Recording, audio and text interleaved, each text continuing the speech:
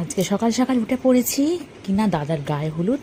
তোমাদের বলেছিলাম গায়ে হলুদের নেক্সট ভিডিও আমি দেবো, আর অবশ্যই আমি পুরো ভিডিও মানে ব্লগ হিসাবে একটা ভিডিও দেবো, সেটা সবাই লক্ষ্য করো।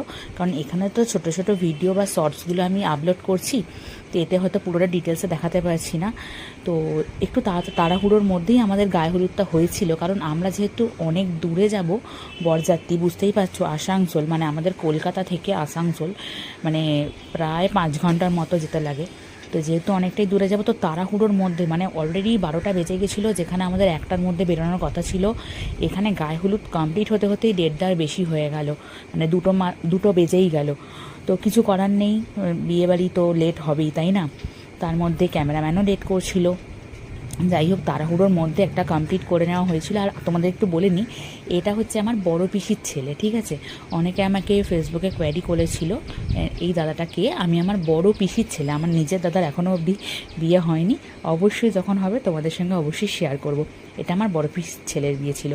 যাই হোক, তাড়াতাড়ি করে তাকে রিচুয়ালসগুলো কমপ্লিট করে বরটাকে আগে বের করার ইচ্ছা ছিল, কারণ যেহেতু ওখানে 8টার মধ্যে 7:30টার মধ্যে পৌঁছতে বলেছিল, সেই জন্য সকলে